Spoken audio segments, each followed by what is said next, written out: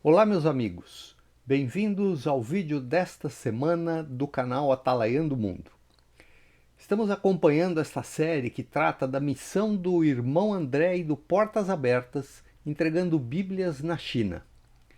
Na semana passada vimos a história da Operação Arco-Íris e introduzimos a Operação Pérola.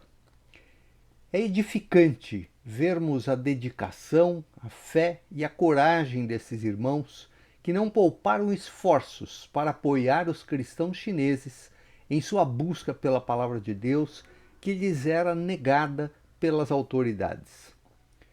Mas a história ainda continua e é isto que veremos no vídeo de hoje. Então, após a vinheta, vamos diretamente ao vídeo desta semana.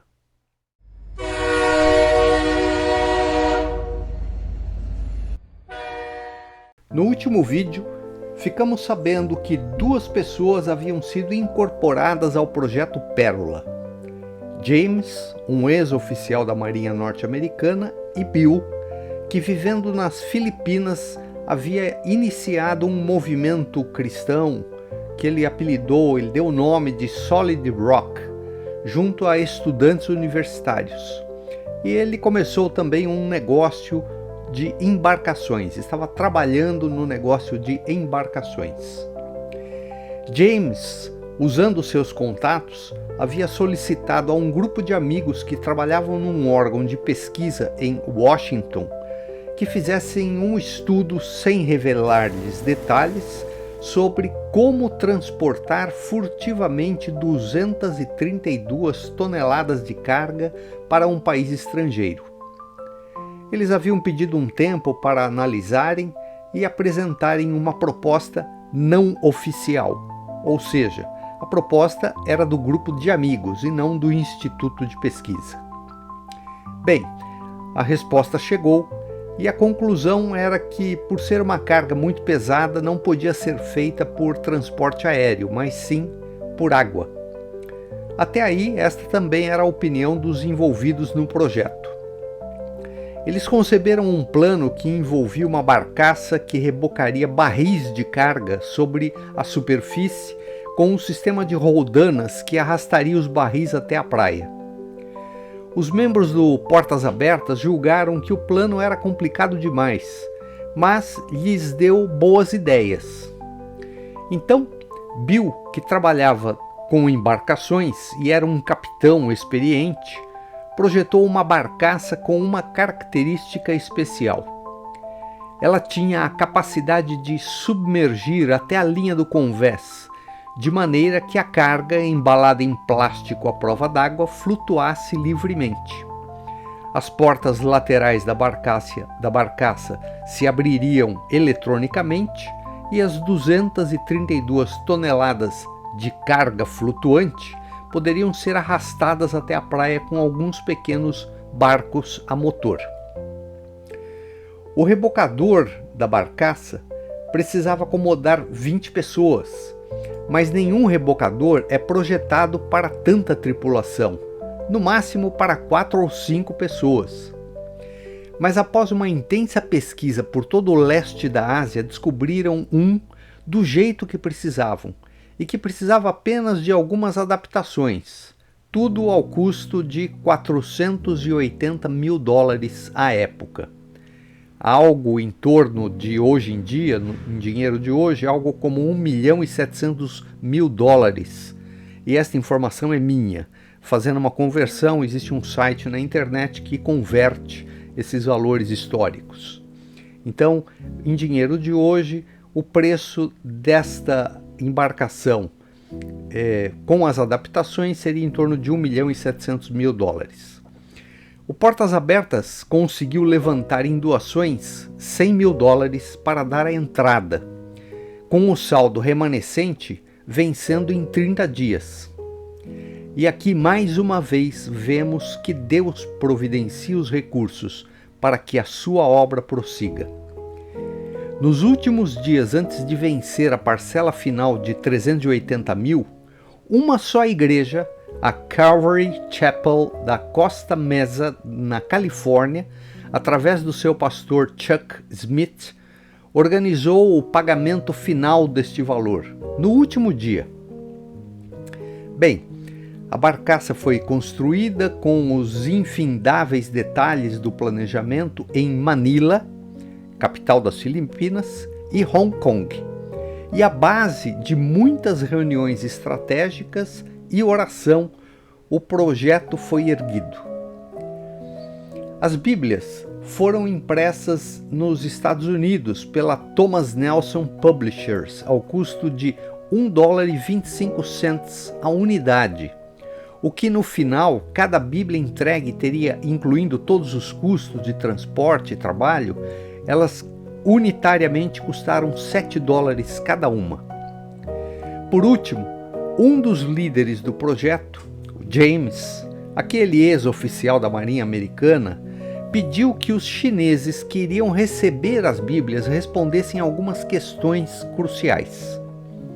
Assim, um membro da equipe chinesa que tinha trânsito à China via Hong Kong foi incumbido de levantar as respostas às questões dos responsáveis pela missão. Ele foi e se encontrou com 5 líderes de igrejas domésticas e principais organizadores do projeto do lado chinês, para que respondessem algumas questões. Ao chegar à China, esta pessoa que foi destacada para ir lá fazer essas perguntas aos chineses, ele se chamava Joseph. Ele fez algumas questões, levou essas questões a esses 5 líderes.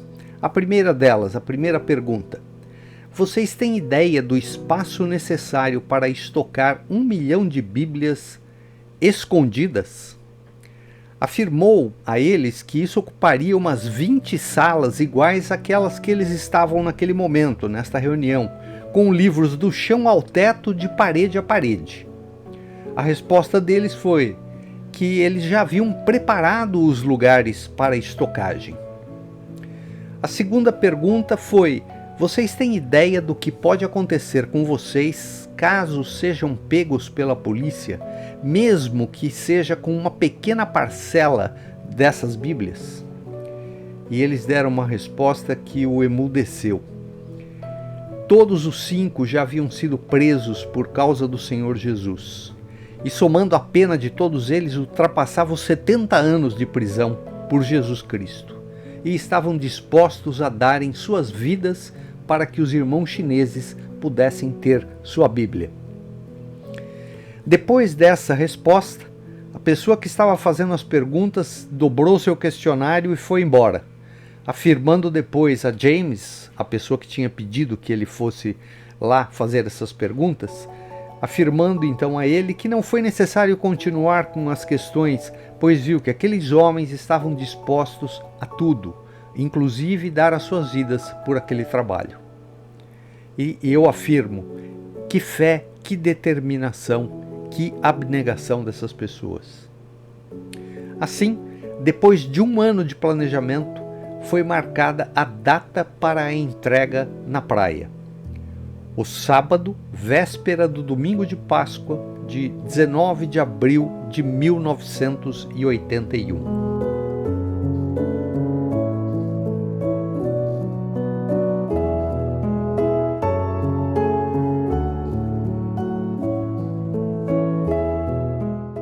Nós já lemos um livro e que depois fomos assistir o filme sobre aquela história que lemos e acabamos por ficar meio decepcionados.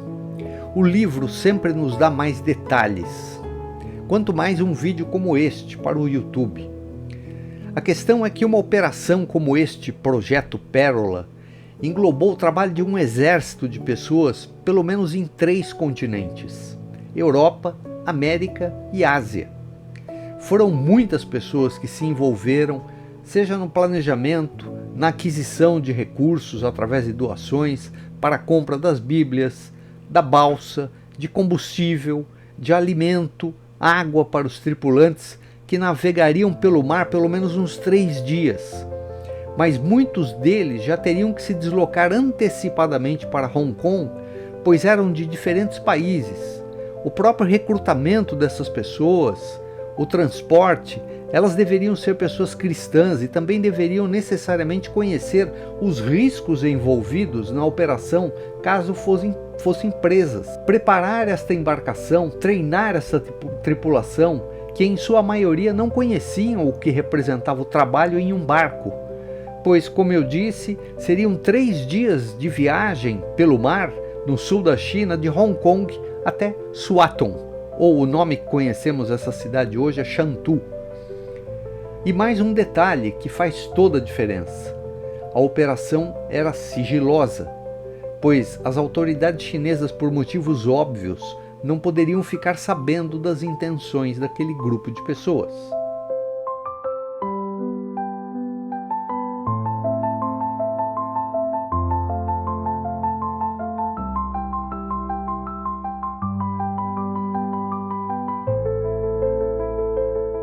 Bem, levando todos esses aspectos descritos anteriormente, todos estavam preparados para iniciar a viagem, 3 dias antes da data de entrega. Portanto, se ela ocorreria de sábado para domingo de Páscoa, a balsa com a encomenda deveria deixar Hong Kong na quarta-feira antes da Páscoa. No domingo de Ramos, ou seja, uma semana antes da entrega, o irmão André nos conta que, nesta noite de domingo de Ramos, em sua casa na Holanda, teve um sonho que o deixou confuso e perplexo. Sonhou que dirigiu um caminhão descendo um longo trecho dos Alpes, quando o caminhão perdeu os freios, seguindo desenfreadamente ladeira abaixo. No final da ladeira havia o que conhecemos como área de escape, ao final dessas ladeiras que são forradas de cascalho, para frear mais eficientemente veículos desgovernados. E foi isto que aconteceu no sonho do irmão André. Ele, descendo os Alpes sem freio, conseguiu parar graças a uma dessas áreas de escape que o livrou de um grande acidente. Ele nos diz que ficou muito perturbado e se perguntava o que significaria aquilo, se é que significava algo. Não conseguiu dormir, ficou repassando mentalmente seu sonho e orando para que Deus lhe revelasse qual o significado daquilo. Toda a equipe do Portas Abertas vinha orando, jejuando e em constante contato com os líderes do projeto lá em Hong Kong. Na manhã seguinte, André estava convencido de que Deus lhe mandara um aviso, não de cancelamento, mas para que aguardasse. Tinha algo de errado com a data e, se prosseguissem, ocorreria um desastre. Encontrou com sua equipe na Holanda, a sua equipe que ficava na Holanda, para contar-lhes o que tinha acontecido, e toda a equipe concordou que aquilo era algo significativo para interromper temporariamente o projeto. Irmão André ligou para o presidente do Conselho de Diretores do Portas Abertas e ele sugeriu que fizessem uma reunião na Califórnia, nos Estados Unidos, que contaria com a participação dele, o presidente do conselho, do irmão André, os diretores do Portas Abertas e um dos responsáveis pela operação em Hong Kong, o irmão Davi, que já estava com os demais lá em Hong Kong carregando a balsa com as Bíblias. Nos diz o livro que Davi ficou estupefato. Disse ele: "Você está brincando?" André lhe respondeu que infelizmente não, e contou-lhe sobre o sonho, a conversa, as orações com a equipe holandesa e com o presidente do Conselho do Portas Abertas, e todos haviam concordado que deveriam interromper provisoriamente a operação.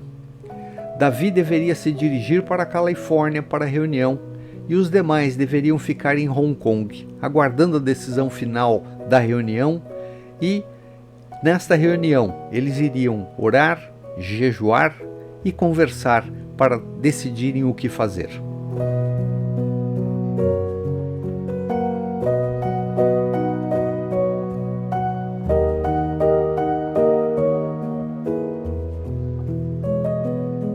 A Bíblia está repleta de exemplos de grandes revelações que Deus fez aos seus servos por meio de sonhos. Os maiores exemplos de revelações divinas são o sonho de Faraó, no livro de Gênesis, e o sonho de Nabucodonosor, ambos interpretados pelos seus servos de Deus. José, no caso do Egito, quando o faraó lhe diz que sonhou com 7 vacas gordas, 7 vacas magras, vocês se lembram dessa história? E Daniel, que Nabucodonosor também teve um sonho e Daniel interpretou. O sonho era sobre uma grande estátua com uma cabeça de ouro, o ombro de prata e assim sucessivamente. Vocês também devem se lembrar disso, está lá no livro de Daniel. Entretanto, nós sabemos também que o nosso inimigo pode querer nos enganar, nos enviando sonhos. Por isto, a necessidade de estarmos sempre em comunhão com Deus, pedindo-lhe a sua orientação e proteção, para não nos tornarmos reféns de superstições. Essa narrativa nos mostra que essa equipe soube lidar com isto, imediatamente, buscando a Deus e a sua orientação sobre o que deveriam fazer e consultando outros irmãos envolvidos no projeto para ouvir suas opiniões, mas o tempo todo em oração e jejum. Infelizmente, nos dias de hoje, não vemos este mesmo empenho da Igreja de Cristo, na busca de orientação divina, com jejum, com oração, nas nossas dificuldades diárias. Nem nesse período onde estamos passando atualmente, onde o mundo está à beira de um abismo, onde diariamente ouvimos declarações sobre a possibilidade de uma guerra de proporções globais. E não vemos muitas igrejas se preocupando em orar, em fazer algum trabalho de oração contínua, clamando a Deus, pedindo a Ele a sua orientação, a sua misericórdia. Na próxima semana, continuaremos a nossa narrativa, mas aproveitemos o exemplo desse irmão de fé e lembremos de orar a Deus pelos governos deste mundo conturbado, pedindo a Deus que os oriente e nos livre da grande ameaça que paira sobre nós nas notícias que nos chegam diariamente. Um grande abraço, que Deus nos abençoe e até o próximo vídeo, se Ele nos permitir.